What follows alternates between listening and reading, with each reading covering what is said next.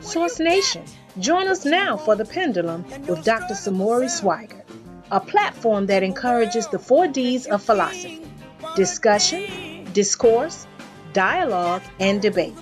Prepare to travel from the past, present, and have discussions of future implications and projections with a correlation to African Americans.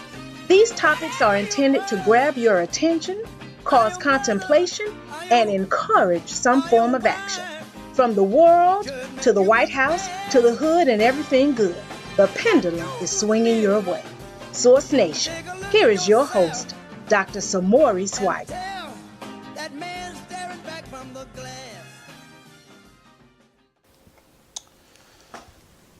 Hello everybody, how you doing? This is Dr. Samori Swygert, and you're tuned into The Pendulum. All right? Every Wednesday, 8 p.m., I come with thought-provoking, insightful perspective and analysis to kind of help you gauge where you are in society and time, and maybe give you something to think about and consider, and see if you may want to tweak and alter some of your current dealings and affairs to change your trajectory into the future. So that's why I call my show The Pendulum, because the pendulum is a device that goes back and forward, some say anterograde to retrograde, and that's what we do during the show.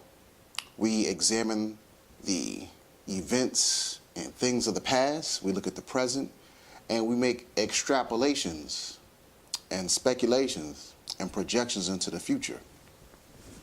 And so we do that, and I encourage the 4Ds during the show: debate, dialogue, discussion, and discourse. So we're going to get ready to get into it. So make sure you get your wine, get your water. If you want to turn your water into wine, that's on you. And make sure that you pass me my shoehorn so I can put my foot all up in the matters of the day. So with all that being said, you're tuned into The Pendulum, Dr. Samori Swygert on Source Radio Network. Now, Source Nation, we're going to get into some serious things because, oh, this is my pipe. There's nothing in it. I just got it. I like it. I like the pipe. It's all right. It's cool.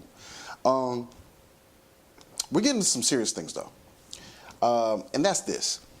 This show, I'm entitled America, the Feudalism, because that's where we're headed. That's where we're headed, at least in my perspective.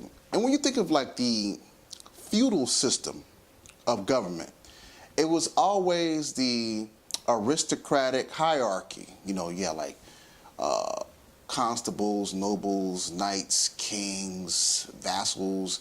And then at the bottom, you had the serfs and the peasants. You had the landlords that was over them. They had the manors that the serfs lived on.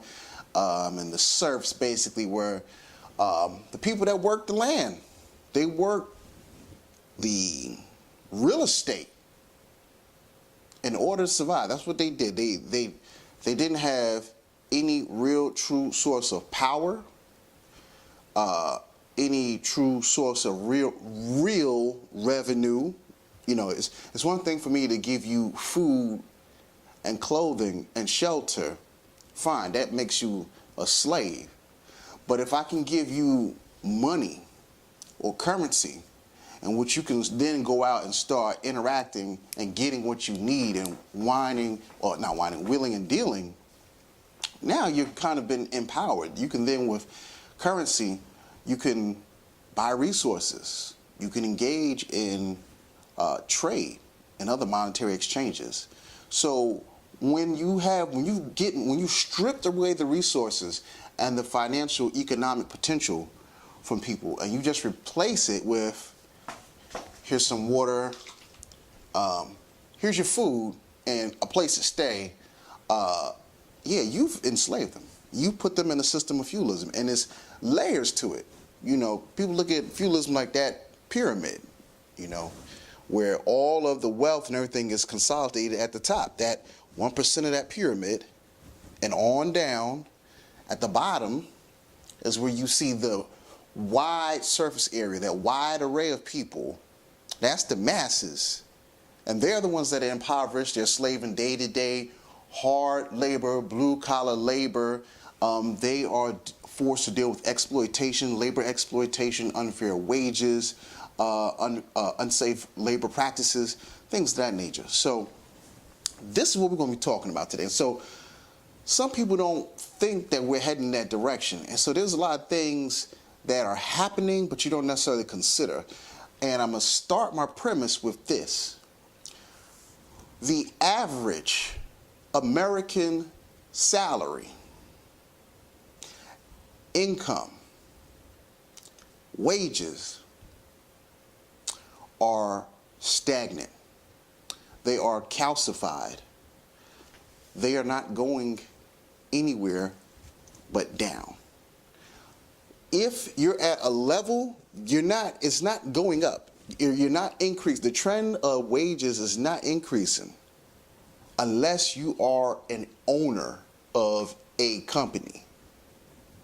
If you're a worker bee, your wages are solidified, calcified, stagnant, cemented.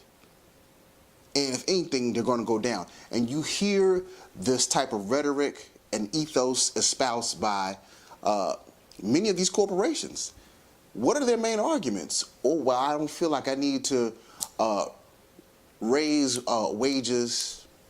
Why should I raise wages? You know, this is unfair. They're saying it's unfair for them, right?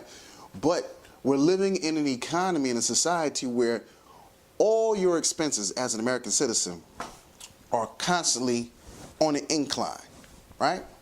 Constantly in an incline.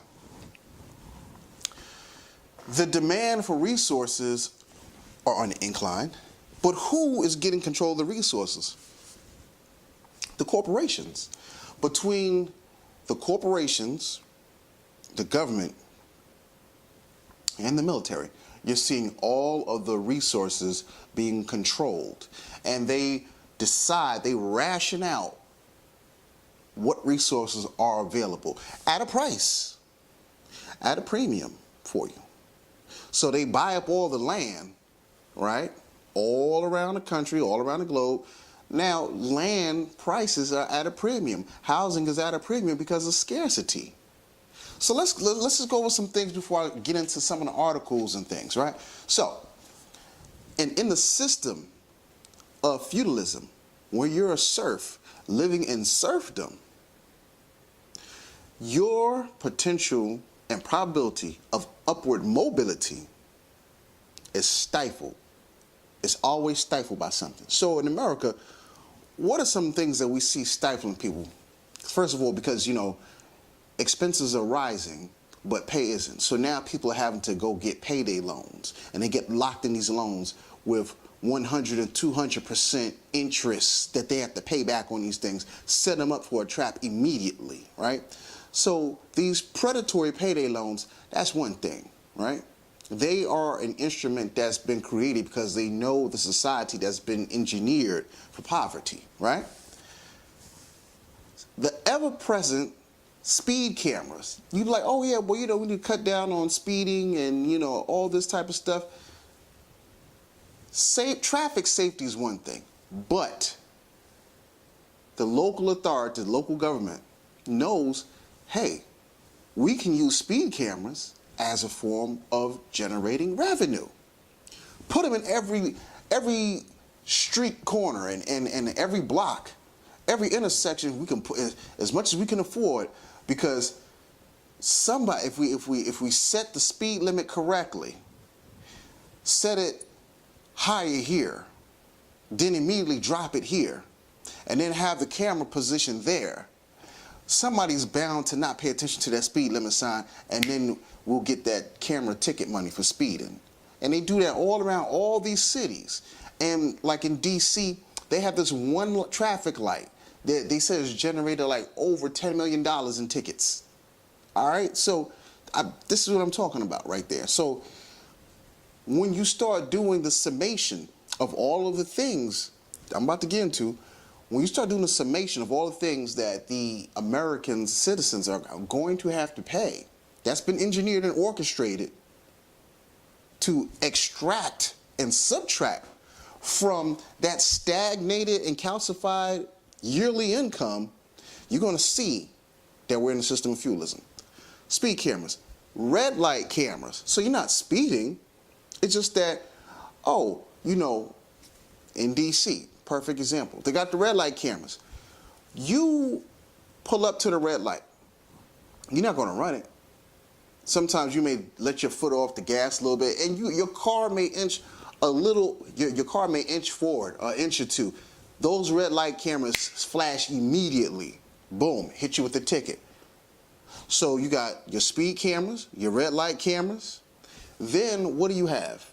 All around the city and in every state that I'm noticing, I'm gonna tell you, you start seeing the rise of the ever-present, ubiquitous parking meters. Every time you turn around, there's a parking meter.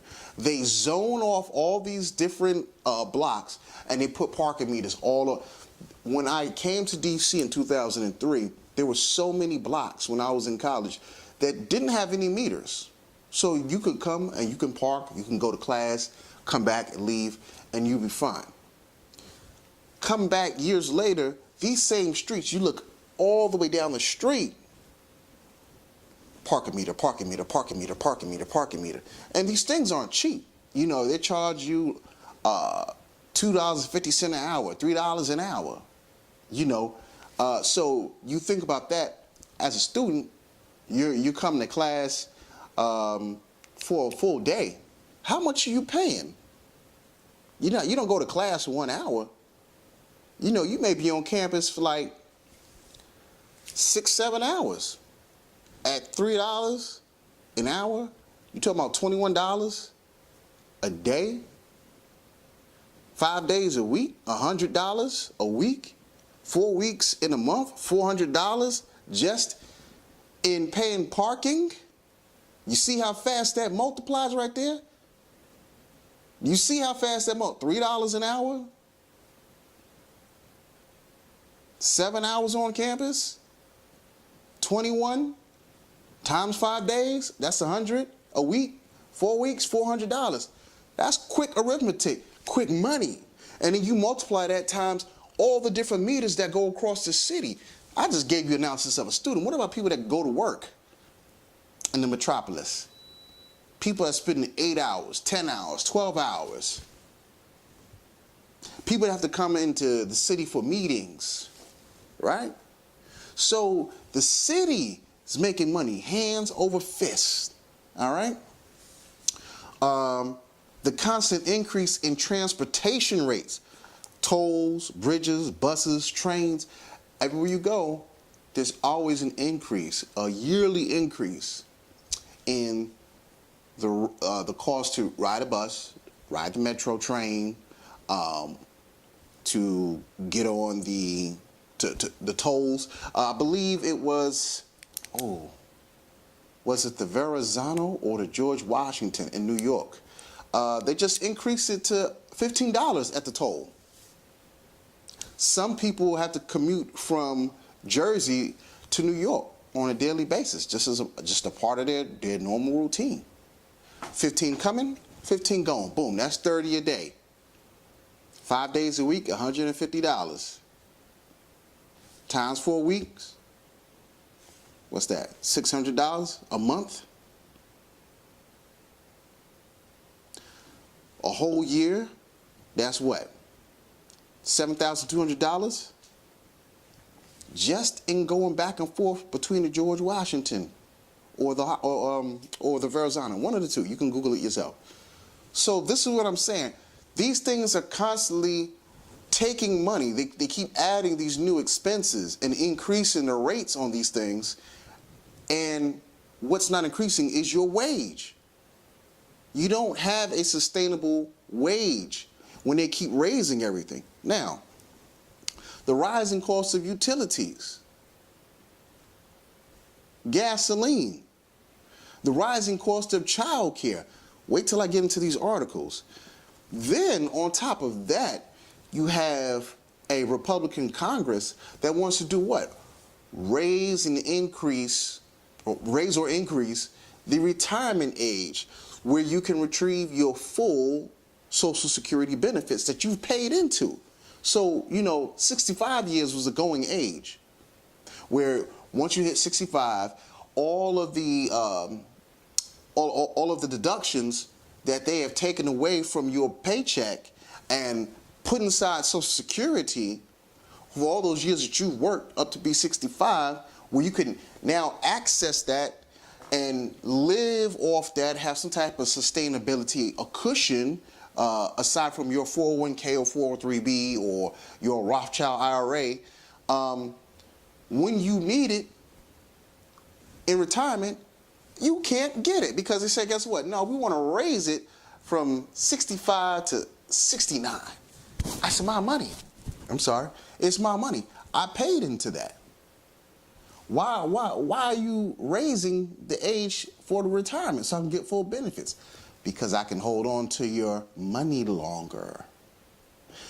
I can hold on. If I raise it up from 65 to 67 or 69, I have 4 more years that I don't have to pay you. And I can use that money for whatever I want.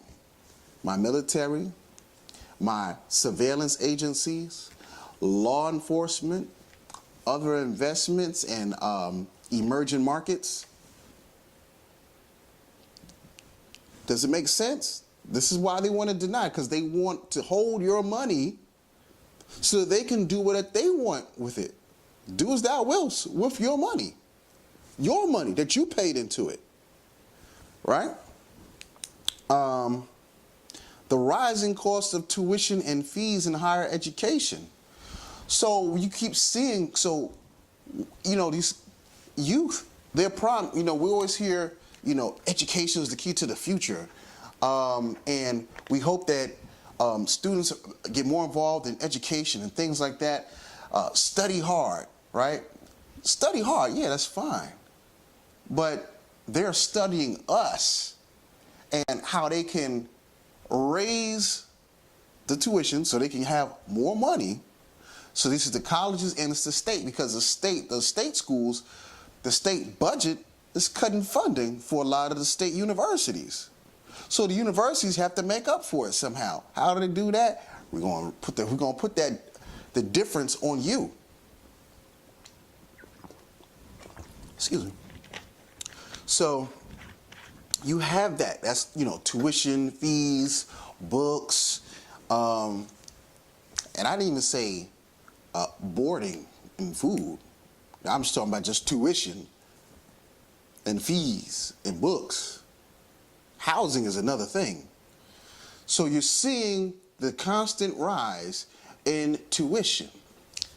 Then on top of that, you have, because tuition is so high, you have these families that,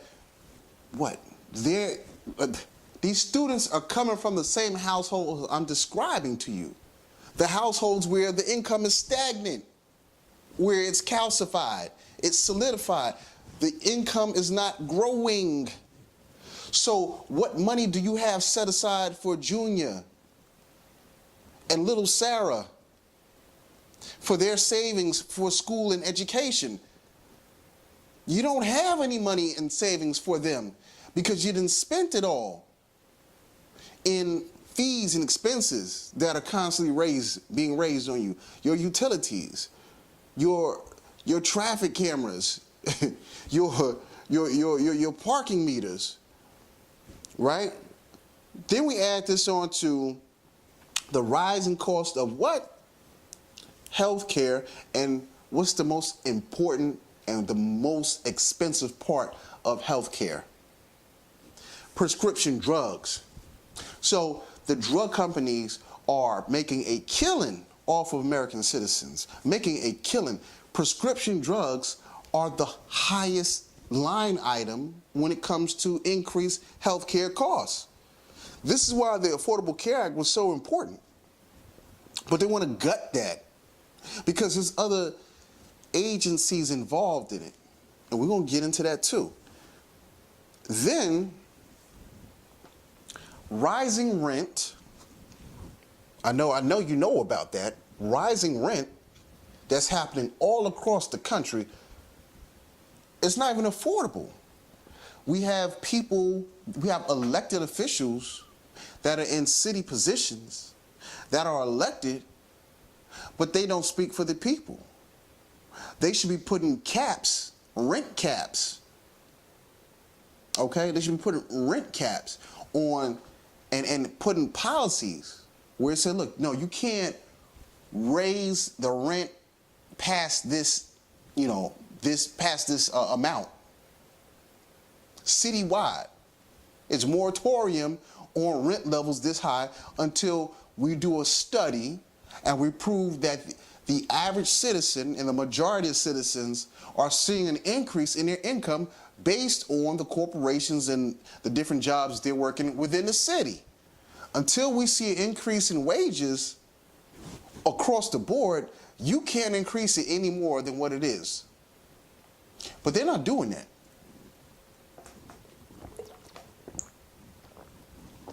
They're allowing a lot of these land developers and real estate companies do what they want. And they're exploiting the people. And so you're seeing an exodus and a population shift. All right? And then you have the rising property tax. Those that are not in a rent, they're not in an apartment, but they're in a house. Well, you may have your fixed mortgage, but if they keep hiking up the property tax, what happens? This is where you're starting to see a lot of this gentrification happening because of this increase in property tax too. So we have all that kind of factored in, but let's also tack this on to credit card debt, car notes, and student loans.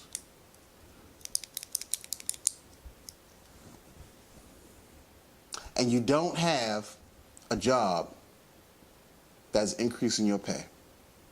What do you have? That equals a permanent underclass. What did I say at the bottom of the pyramid? You are the denizens. It's a permanent underclass is what they're creating. Strategically designed and engineered and orchestrated. And so we do have to get involved in politics to make sure that our issues and concerns are met. So let's get into this. As we talk about this system of feudalism, where we talk about how the power remains at the top, at the pinnacle, at the apex of this economic and political structure, and you have the poor at the bottom, the serfs and the peasants. What do they call them? Landlords. Landlords. This is feudalism talk. Landlords, lord of the manor. You have to talk about Housing and Urban Development Secretary, HUD Secretary Ben Carson. They say he's proposed to raise rent for low-income Americans receiving federal housing subsidies.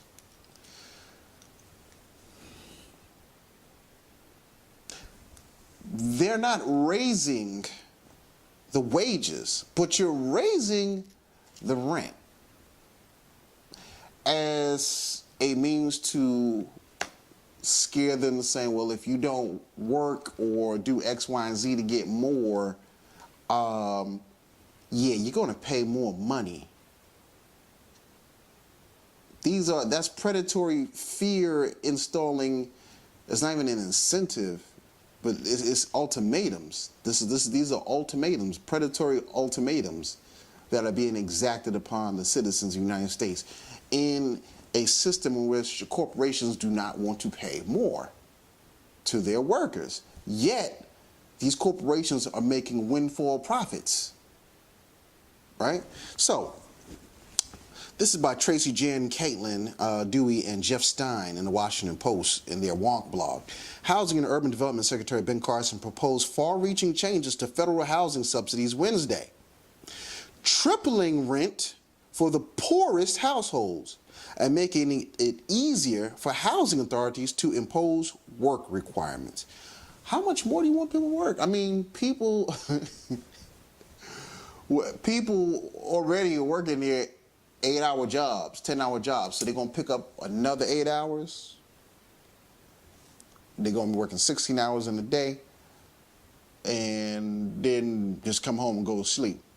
So they basically, you slaving to survive, right? Basically that's what it is. You slaving to survive. That's what you want. What they say, you don't live to work, you work to live, right? So, it says a comprehensive effort by the Trump administration and Republicans in Congress to restrict access to the safety net and reduce levels of assistance for those who do qualify. Restrict access to the safety net and reduce the levels of assistance for those who do qualify. So in order for you to qualify, you do have to have work. But what they're saying is now, you got to work more. We're going to pay more, right? Trump earlier this month signed an executive order directing federal agencies to expand work requirements. See, you already have to be working in order to get this. There's no freeloading going on. You have to be working. But they want to expand it for low-income Americans receiving Medicaid. Medicaid is for the poor. Medicare is for caring for the elderly. So it's like health care for the elderly and everything. Food stamps, public housing benefits, and welfare. Right? The agencies are supposed to issue recommendations to the White House within 90 days. They'll go on to cite this.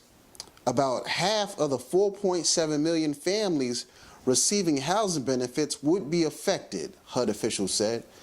4.7 million families would be affected. That's huge. Huge, okay? Huge. It didn't say 4.7 million people. 4.7 million families. That means plural, more than one.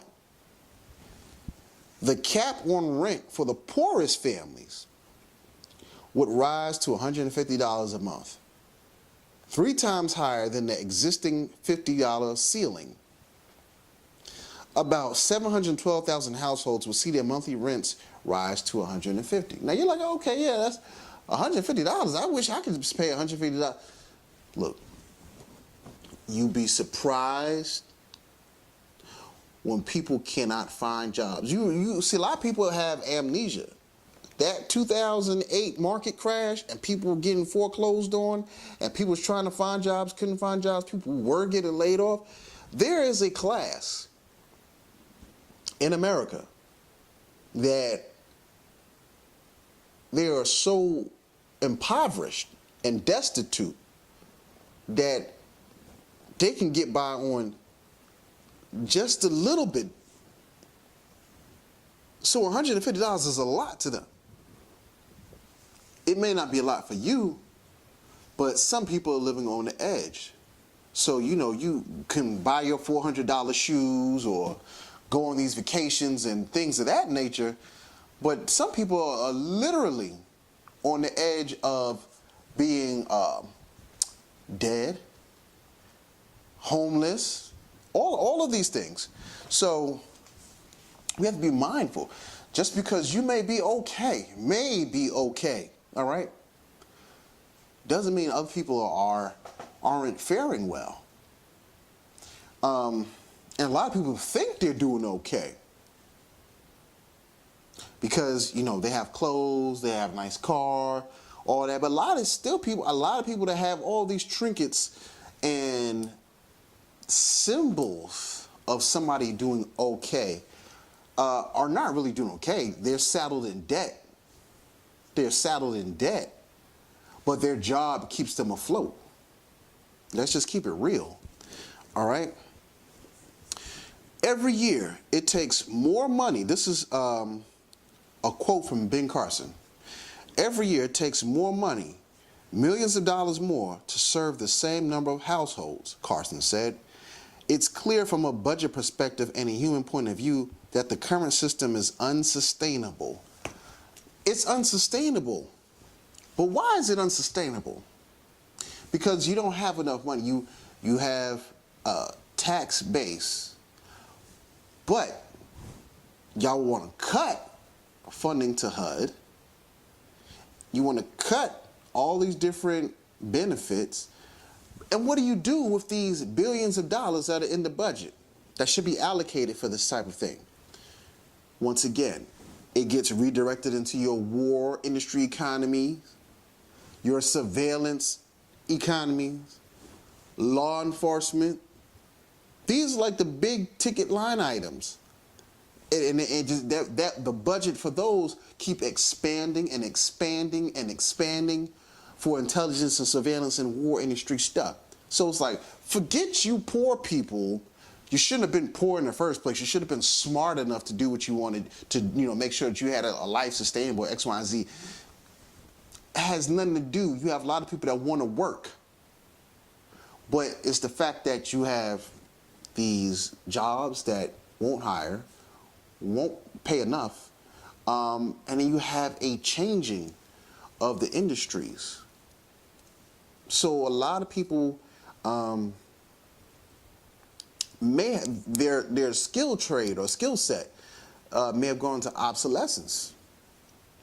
But really with that comes training, retooling and training, so that they can be perfunctory, And then it says, housing advocates criticize the HUD proposal as a cruel hypocrisy, coming on the heels of tax breaks to wealthy Americans and corporations. Exactly. Because remember, they got that tax bill off a few months ago. And that was like probably one of the biggest tax breaks to the wealthy and these corporations. So they can get paid. They get all the money they want. But you want to raise the expenses and the cost of living on the people that don't have. You want them to make money out of thin air. About 42 million Americans depend on food stamps. Trump's budget proposal also included a controversial suggestion to replace half of families' cash benefits with a box of non-perishable government-sourced foods. What did I say to you? Remove the real tangible currency. Remove the money from the people. Remove it from their hands. And then you push things that can't be true. I'm giving you a non-perishable box of food. Here, have some more welfare cheese. Get some welfare cheese and some bread. You'll be all right. Here, get some water. You don't need money. Bread, cheese, and water doesn't pay any bills. Bread, cheese, and water isn't cash, so I can't invest if I learned how to invest. Bread, cheese, and water is not going to get me on the bus or the cab or the train to get to a job interview. But no, here, get your non-perishable box of government-sourced food. This is the insanity that we're living in. This is feudalism. Because we got to keep you poor. Keep you poor, keep you working so that the machine is constantly shooting and streaming, jetlining money all the way to the top. So you have that, right? So that's HUD and housing when we talk about this system of feudalism. Now I want to talk about drug prices, right? So pharma, when we hear say big pharma, pharma stands for Pharmaceutical Research and Manufacturers of America. right? Now, they are the big pharmaceutical industry trade group. They're like the big trade group for the pharmaceutical industry. And they funnel billions of dollars when it comes to lobbying, Congress, a lot of negotiations. They're behind all of that, right? So, it says right now, spending on prescription drugs rises at a rate. Spending on prescription drugs rises at a rate faster than any other healthcare costs. Growing numbers of Americans cannot afford their medications, forcing too many of them to skip them altogether. So when we talk about the cost of living, the real cost of living, meaning what's the price you got to pay to stay alive? Oh, this is what we're talking about right here, right? So, they were talking about insulin. It says insulin is critical to approximately 6 million Americans with type 1 diabetes, right? And you had the three insulin drug makers, Sanofi, Novo Nordisk, and Eli Lilly. They tripled their drug price. They tripled their prices on insulin as much as $300 per patient per month. And they said closed-door negotiations between drug makers, insurance companies, and middlemen pharmacy benefit managers, which came to light earlier this year, contributed to these outsized price increases. Increasingly high patient co-payments, which require them to pay a portion of their drug costs, are based on whether the drugs are generic, preferred brand, or branded or specialty, right? So you have these three companies that are raising the price on insulin that they make. You know, you got like, well, I'm not going to name the names. You can research it for yourself. But the companies are Sanofi, Novo Nordisk, and Eli Lilly, right?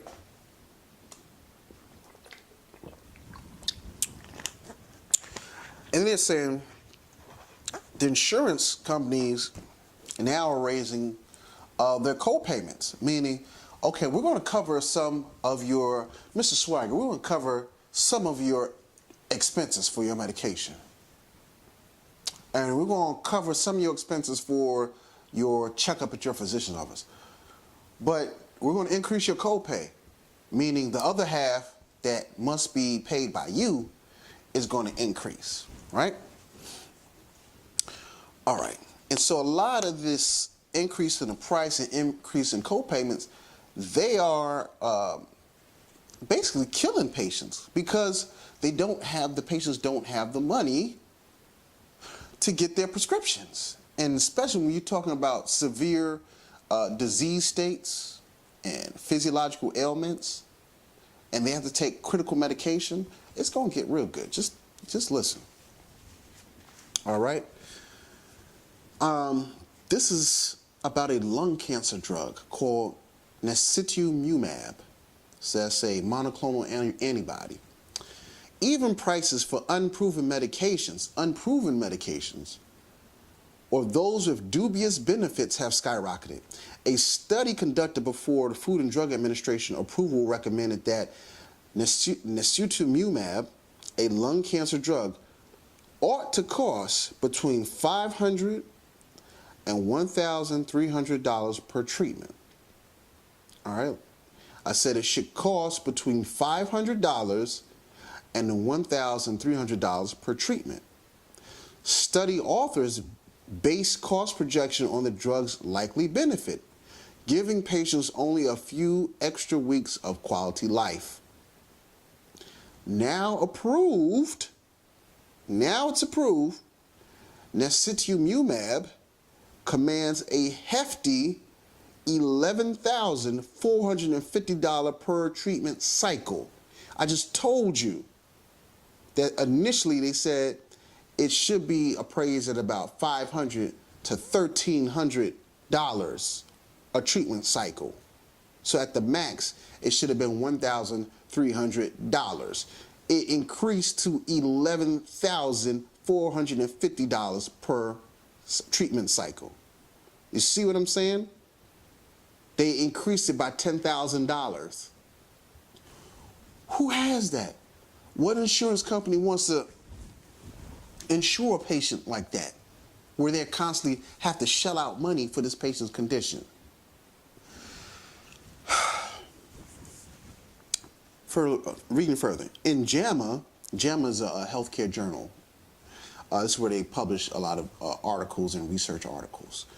In JAMA's November editorial, the authors examine how the price to Medicare of Acthar gel, a little-known drug, is prescribed to treat everything from infantile spasms to the effects of multiple sclerosis. Listen to this.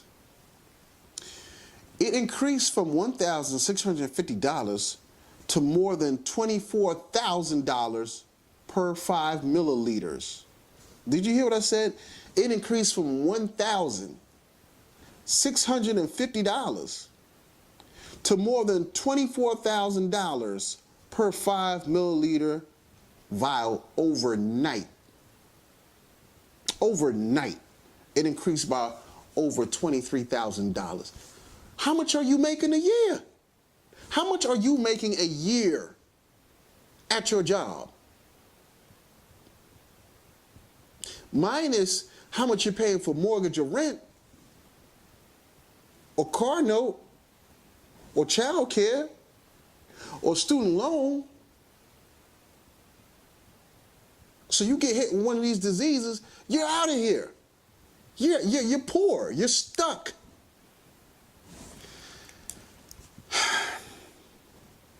Okay.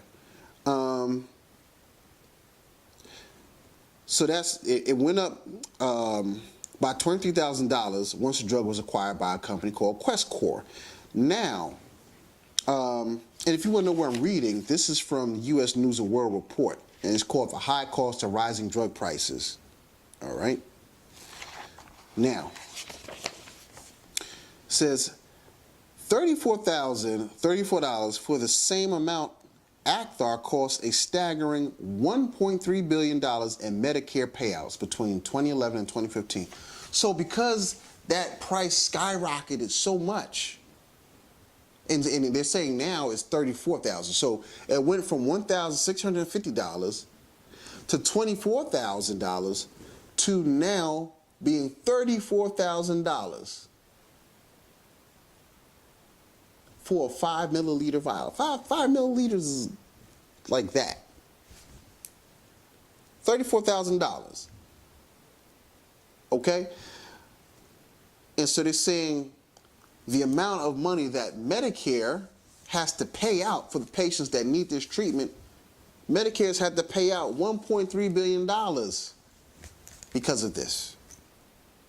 And so the authors of the study are urging reappraisal of the FDA's approval process, right? Now, here's the thing. People are like, oh, well, the FDA needs to rein in these drug companies. Rein them in because this is exploitation at its best, and it is exploitation. But they can't. That's not the FDA's jurisdiction. The FDA is tasked with approving medicines based on safety and efficacy, but cannot consider cost or value in its approval process. So they can only say that, look, this drug is safe for the patients that are going to take it, and it's effective. It's going to treat what it's supposed to treat. It's going to do what it's supposed to do. It's going to cure what you say it's going to cure. That's the only thing the FDA can say, yay or nay. Yes, it is safe. Yes, it is effective. They have no say in cost control. So the drug manufacturers or drug companies, they've got by the, right? The American people, you come down with a sickness, the drug companies got us by the BALLS, right? Now, Medicare, which insures Americans 65 and older, the group with the most prescription medications per individual, was forbidden to negotiate prices starting in 2003 as part of the government's compromise with the pharmaceutical industry to get Medicare drug expansion plan passed. The proposed 2017 Improving Access to Affordable Prescription Drugs Act could hold costs down, but would first have to pass the House and Senate. So, it said the 2017, this is the title of it, this is the title of the act, where they were hoping they can get some control of these drug prices. The proposed 2017 Improving Access to Affordable Prescription Drugs Act could hold costs down, but first it would have to pass the House and Senate. But what did I tell you when we started out on this article? What did I tell you? Pharma, right? They have the money and the lobby money to get in the ears and the minds of the House and the Senate, all our congressmen, right? So in the current political climate, that's far from assured. Lawmakers' talk of lowering prices should be weighed against the $2.5 billion that pharmaceutical companies poured into lobbying and funding members of Congress over the past decade. So even your politicians that you elect in the office, they're not working in your best interest. This is why the drugs are that expensive. Because they're not standing up to the drug companies. So that right there is to show you these right here are things I'm looking at as indicators of lifestyle, things that affect your lifestyle and quality of life, sustainability of life, gainful employment, right? These things are knocking it down. I want to talk about the rising cost of child care because this is important, right? So this is very important, very, very important. Creating a child should be a joyous thing, especially a healthy child. It's a beautiful thing.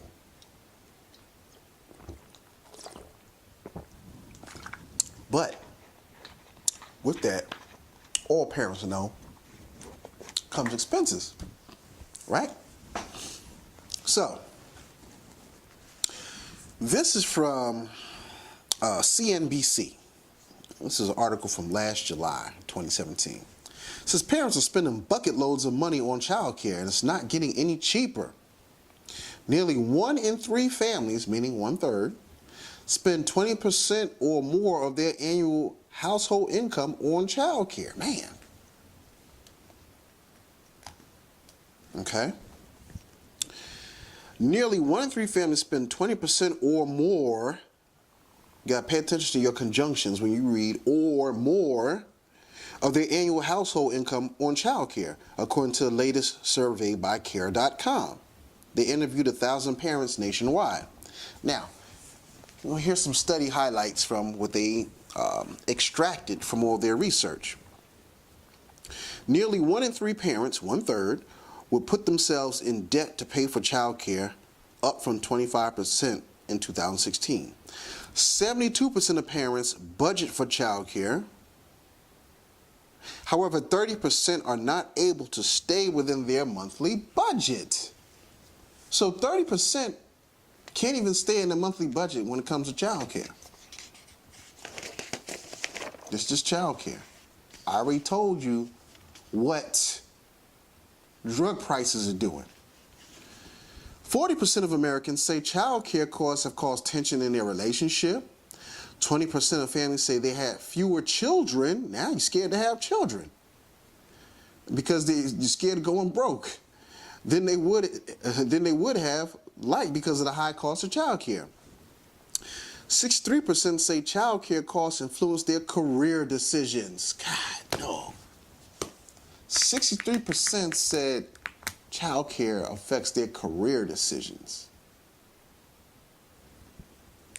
73% of working parents say their job has been affected because of child care plans falling through at last minute. 68% of families say the current tax deduction they receive from the Dependent Care FSA isn't enough to have a meaningful impact on their child care expenses. Now, let's get into just a little bit more. The average cost of daycare for infants is about $10,468 a year. But prices range from $6,605 to $20,209 a year. So it could range from $6,000 to $20,000 for one in a year. The average cost of daycare for toddlers is about $9,733, but prices range from $8,043 to $18,815 a year. On the other hand, the average cost of a nanny who cares for one child is about $28,905. But prices range from $27,000 to $32,000. Now, you have a child, or you have a nanny, you getting hit somewhere between that $20,000 to $30,000 a year, and you come down and you need some of that Acthar gel or that necitumumab that's at $30,000 for a treatment cycle, you've just, for the average American, you've busted a serious budget right there. Child and a drug puts you at about the $60,000 that come right out of your pay. I ain't saying anything about paying rent or mortgage or car note or student loans or debt or paying utilities, property tax, anything like that. That's just make sure that there's somebody there that has their eye on your child and that you have a life-saving drug that you need. That's it. That's all. That's for the average American that's making $60,000. I just broke your whole budget on a drug treatment and taking care of a child. We're living in serious times.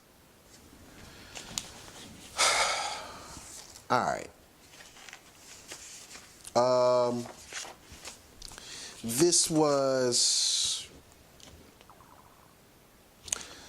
This one here is from Reuters. It's a column by Mark Miller. It says U.S. Republicans sharpen knives for retirement program cuts. And this is where I'm talking about raising the retirement age, right? So, says, we do know what the long-range Republican blueprint for Social Security looks like. Their marquee proposal is the Social Security Reform Act of 2016. Sponsored by Representative Sam Johnson, the bill would gradually raise the age when workers can receive their full benefit to 69. Under current law, the full benefit age is 66 and headed to 67 for all workers who were born in 1960 or later. The Johnson bill would move retirement policy in the wrong direction. A higher retirement age effectively cuts benefits by raising the bar for receiving full benefits. And the current COLA meaning cost of living adjustment, COLA, cost of living adjustment, and the current COLA is not keeping pace with the rising healthcare costs. So they just told you, the cost of living adjustment is not even in pace. It's not moving with each other. They're inverse. Inverse. The cost of living, what you can afford, what you get, is not keeping up with the cost of health care. Well, the cost of living is going up and the healthcare costs are going up, but your salary is. So the salary, what you bring home, is inversely proportional to your health care costs. So you have that. And so you have a lot of people, as they start reaching their senior years and elderly years, they can't even get their insurance, their Social Security money to help deal with some of these health care costs because they want to raise the age in which you're able to access it. All right? Medicare is more vulnerable to immediate cuts if the tax bill becomes law. Senate Democrats calculate that Medicare would be cut automatically. Listen to this. Senate Democrats calculate that the Medicare would be cut automatically by $25 billion next year and by $400 billion over the next decade under the statutory Pay-As-You-Go Act of 2010. Did you hear what I said?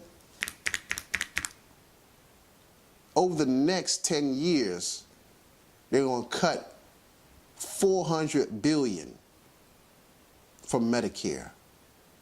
That's almost $500 billion that they want to cut from Medicare. They're dismantling all the things that keep you afloat as a citizen in a society. Once again, the permanent underclass. More broadly, Republicans have repeatedly called for 2 Medicare reforms in the past that would be devastating for older Americans. They would raise the age of Medicare eligibility to 67 from 65 and shift Medicare to a flat premium support payment or voucher that beneficiaries would use to help buy either private health insurance or a form of traditional Medicare. Pushing Medicare eligibility back would leave millions of Americans to fend for themselves while they wait to turn 67. See? You see? What happens in that time period from when they are supposed to get their full benefits at 65 and you raise to 67, those 2 years, how are they financing? How are they financing? So the thing they have here pointed out is the run for president, 2020 run for president, you had Bernie Sanders introduce a proposal for what's called the Medicare for All Act. And basically that would try and guarantee Medicare, you know, where everybody can get some access to their health care needs. And this is serious. These are the things that we have to talk about. Yeah, it's a lot. It's a lot. We're going to start wrapping this up. But this also speaks to HUD again, because as we talk about HUD and Ben Carson, The Guardian, they broke this story. Sean Hannity, Fox News. Sean Hannity. He's in charge of 20 shell companies, shell corporations. They're working under monikers that are not, you know, it's not him, but it's him. And what they're doing is they're buying up all these foreclosed properties and buying up not just foreclosed properties, but buying up apartment complexes, you know, across the country. And specifically in Atlanta, they're buying up these apartment complexes with people actively living in there. And these people, they're evicting them. They're evicting them out, raising the rent, evicting them. They are buying up auctions of houses. But what are they doing? You know, when you think of HUD, you know, these are funds set aside for citizens that are trying to get, you know, housing, first-time home buyers, things of that nature. What's happening? It says this. The Guardian first reported on Sunday that Hannity was the secret owner, connected to a group of 20 shell companies that spent $90 million on more than 870 homes across 7 states over the past decade.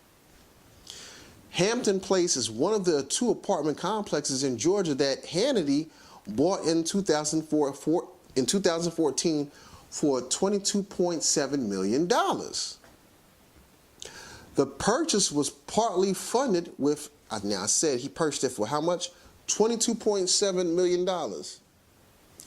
The purchase was partly funded with $17.9 million in mortgages guaranteed by HUD. So Ben Carson is like, nah, forget all that. You poor, we raising the rent on you with HUD. If you want HUD, this is what we doing to you, da-da-da-da-da-da-da. And then you got Hannity coming in, getting $17.9 million from HUD with his greed and his shell companies, buying up all this property, evicting people with HUD money. Also, HUD got money. HUD has money. HUD has a lot of money for poor people, but they're giving out $17.9 million to Sean Hannity. There's got to be some type of kickback in there. Fox News, Ben Carson, Sean Hannity, Trump appointing Ben Carson to HUD. I mean, it just seems a little fishy in there. You know, I don't have the evidence to prove, so I'm not going to say this is exactly what's happening. But something doesn't seem right about that, right? The court records suggest the rate of eviction orders at Hampton Place has increased by more than 400% under Hannity's ownership.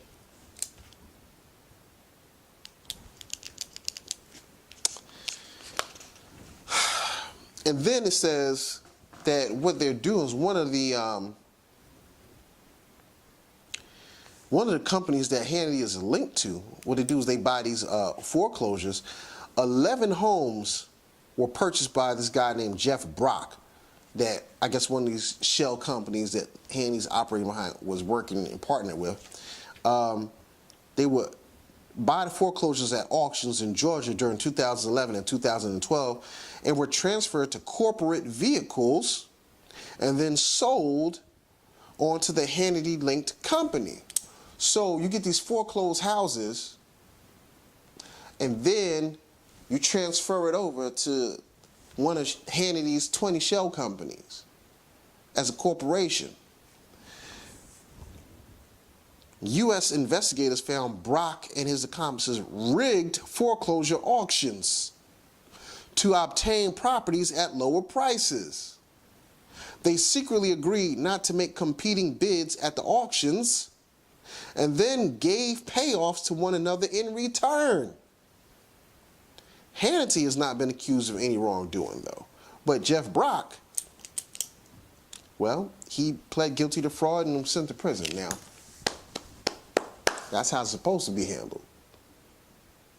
But I also think about the families that are denied housing because these type of things are going on. These things are going on a regular basis. And if there's one, you know, it's a, where there's smoke, there's fire. So if this is just one, this is going on by the hundreds, right? And lastly, I'll make this real quick and dirty. Tuition and fees are still rising at a faster rate than the financial aid and family income needed to cover costs. This is by Danielle Douglas Gabrielle by the Washington Post, entitled "College Costs Rising Faster Than Financial Aid," report says. These increases combined with stagnant incomes, see, people are onto it. These increases combined with stagnant incomes for many families raise concerns about ensuring educational opportunities for low and moderate income students, right? Including room and board, the net price, this is for private colleges, including room and board, the net price rose from $24,980 to $26,100. Published tuition and fees at private schools crept up 3.6% to $33,480 after inflation. So you got to, have some money set aside. Hopefully you have that child investment fund early, because everything's increasing. Let's see what they say. Students and parents borrowed $106 billion in 2015 to 2016 to pay for college. That's a lot of money. They borrowed $106 billion in 1 year. The continuing downward trend in undergraduate student borrowing and the significantly higher levels of borrowing among graduate students are critical to understanding student loan debt. So he's saying the undergraduates aren't necessarily taking that many loans, but the graduate schools are. The graduate students are. So you go and get your masters, your doctors, all these things, they cost extra money. And so these student loans basically are like slave bonds. They're like slave bonds on you. About 43% of graduate borrowers owed more than $40,000 in 2015. So, once again, I'd like to reiterate, we are dealing with a system of feudalism where everybody is bound by several masters, though, and you see the merging of so many different corporate entities and buyouts. It's a race to the top for the elite. And at the bottom of this pyramid, where you have all the lower class, all the poor, and even middle class, they have a stranglehold on us in every dimension that we need to survive. And it's imperative, it's important, and it's mandatory that we really do get involved in politics so that we can insert and that we can get our voices heard and addressed and corrected. And so with that being said, I'm glad you tuned in. This is Dr. Samori Swygert on the Pendulum Source Radio Network, every Wednesday, 8 p.m. And we're always talking about something critical. That pendulum is swung backward in time to talk about feudalism, swinging forward to say, look, we're headed right back to that system again. You have these vassals, you have these lords, you have these nobles, and you have these denizens and serfs and peasants. And if we're not bound by somebody's slave bonds on us or stripping away of our money, then we're playing musical chairs as nomads looking for some type of cheap or affordable housing, some cheap, affordable food, cheap and affordable health care, cheap and affordable education.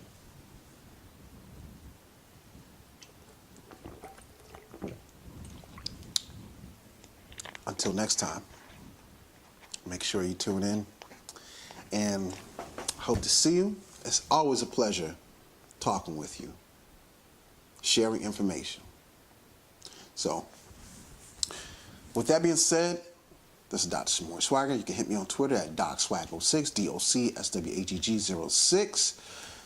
Source Radio Network, every Wednesday, 8 p.m., The Pendulum. Talk to you soon. Peace.